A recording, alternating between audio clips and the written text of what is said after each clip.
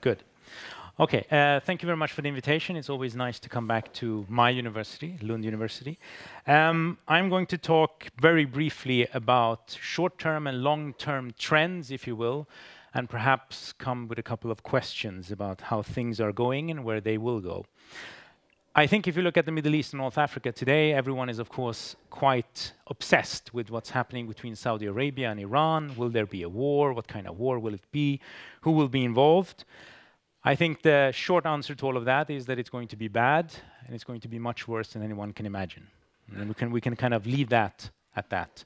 More interesting, perhaps, is what are the long-term trends that are not as visible because they don't make the headlines, and where things are, in a sense, going beyond what's happening between two states or two actors, etc.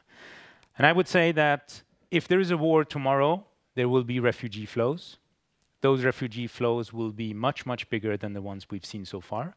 And the effects of them will be much greater, not on just the people who are fleeing, obviously, the primary victims, but also, of course, on everyone else who has to deal with the repercussions of millions of people on the move.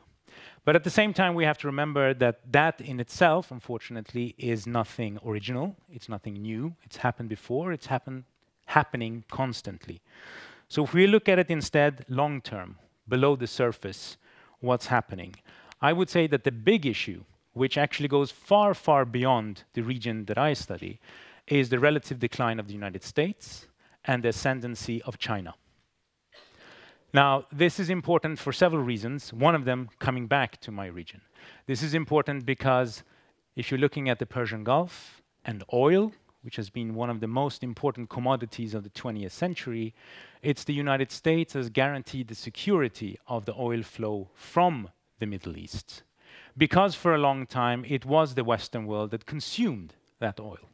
But today, actually, Middle Eastern oil from the Persian Gulf is of little relevance to the United States, or for that matter, Europe. The big consumer of oil today is Asia.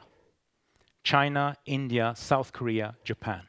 So we are in a situation where the country that has guaranteed the kind of stability, and I put that in quotation marks, the kind of stability that allows the oil to flow, no longer actually needs that oil itself. But by being able to control the steady flow of that oil, it manages to hold the lever against China, India, South Korea, etc. Of course, what's interesting at this point is that various American presidents have been trying to deal with the relative decline that they don't really want to acknowledge as relative decline. Mr. Trump is just the latest iteration of that, and he's doing it in a very, shall we say, peculiar way, to put it in diplomatic terms. But how does a country that is in relative decline deal with that when there is another power coming up? And so this is a problem that has happened before in history, and usually it ends up in a war. Now, we don't know if that's going to be the case, but that is something to think about.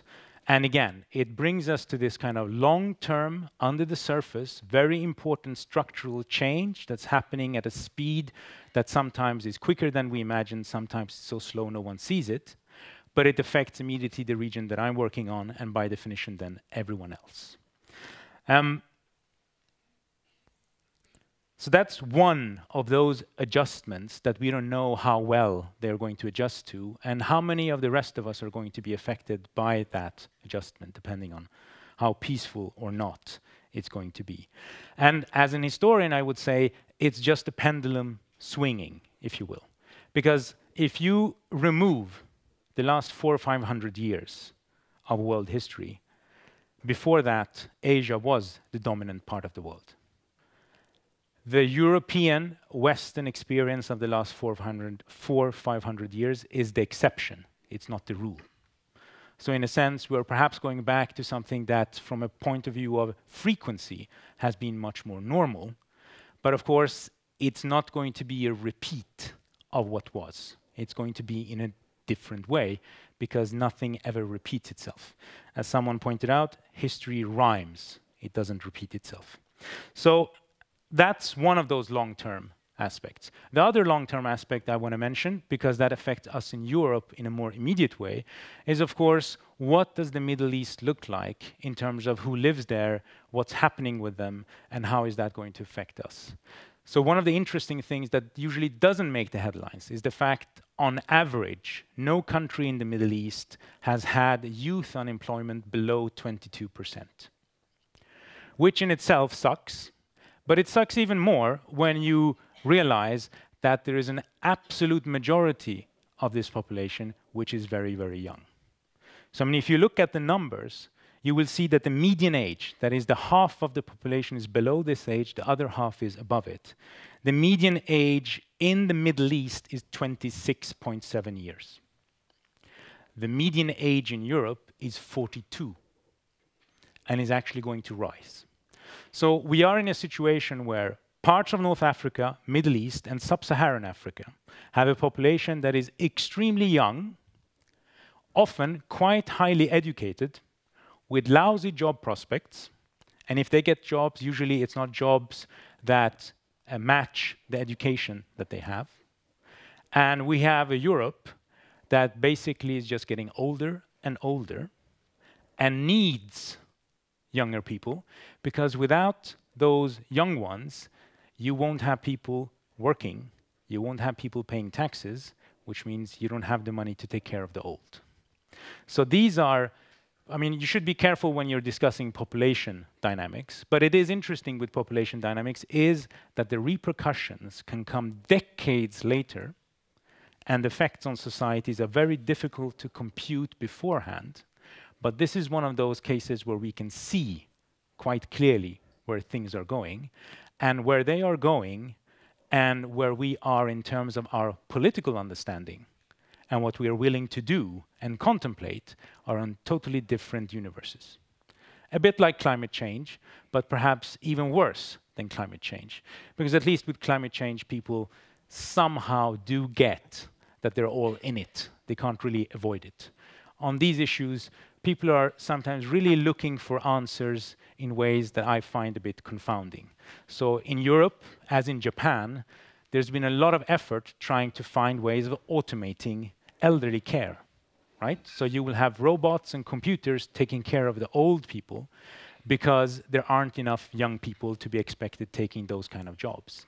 And that, at least for me, seems like a kind of a roundabout way of dealing with a structural issue that's not going to go away anytime soon. Thank you. Thank you very much.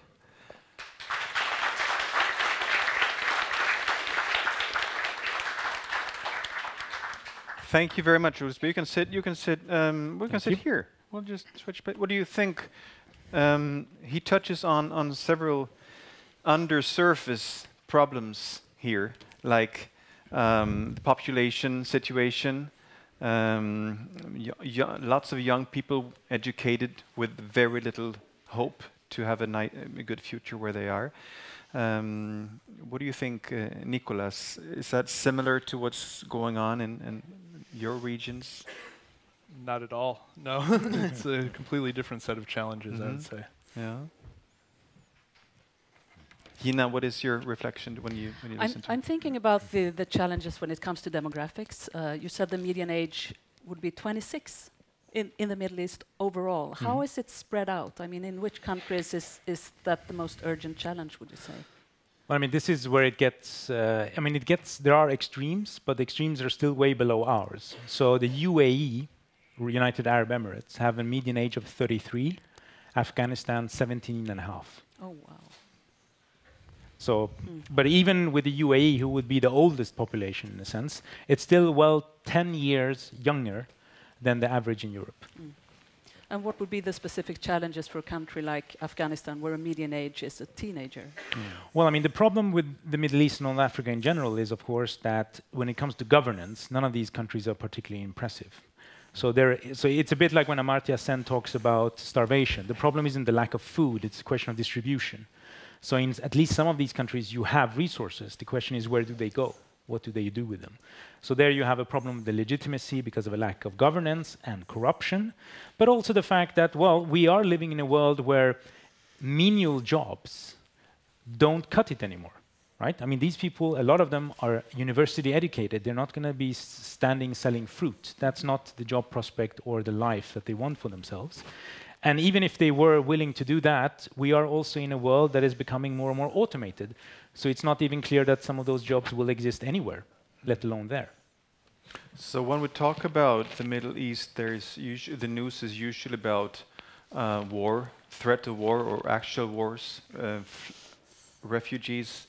But are we mistaken if we just focus on those very critical moments? Because there are other things like unemployment, etc., under the surface, which will change things in a long term. Well, we're wrong to have that kind of focus if we think wars or conflicts are happening for only those immediate political reasons. I mean, if you look at the Arab Spring, what a lot of research is trying to show is that obviously there are the structural factors of unemployment, social inequality. Economic inequality is a big thing. But also the fact that with global warming, et cetera, harvests for those countries that are very agriculturally dependent are becoming more and more volatile. You know, you can't predict what kind of harvest you're going to get. And water scarcity. So I mean, the list of various things that are much more structural and aren't going to change overnight, but still will affect things continually, is something that if we were to look at them more, we would at least be less surprised. And if we are less surprised, perhaps we can do something about them before they become the big conflagration. Claes-Göran, as an historian, Rusby reminded us that 500 years ago or further back, Asia was the dominant region. There was science, there was knowledge, there was poetry. Yeah. Is that a perspective that we should be thinking about? Yes, I think so. If we are working globally with history today, I think we should realize that civilization is much larger than we thought just 10, 20 years ago. So I think that Rusby is working with one of these basic cultural areas in the world. And I just want to ask you a bit more, because I thought you should talk a bit more about Iran. Mm-hmm. Could you say something about Iran's position in this general overview of perspective that you drew up? Well, I mean, Iran is interesting for several reasons. I mean, one of them is, of course, it's a country with a very young population. It's around 29 median age, highly educated. Because of the political problems that Iran has had and partly created itself, it's actually a country that has diversified its economy much more than its rival Saudi Arabia, for instance. So Saudi Arabia is almost 90% dependent on oil. In Iran, it's perhaps 25–30%. So it's a huge difference in what they can do. But the other aspect of Iran that might be interesting for us in Europe is the fact that Iran is the canary in the coal mine, as they say, because Iran has put the searchlight on something that we have avoided talking about or even noticed, which is the fact that our financial system is totally dependent on the US. European Union at this point cannot conduct foreign policy independently of the US because its trade policy is totally in the hands of the Americans. So if you're thinking in the future as in the EU being able to be an actor that has an ability to forge its own path, Iran has turned out to be a case showing just how weak European autonomy is. That will be something for Maria to pick up on her during her talk. Thank you very much so far, Rusby. Again, applause.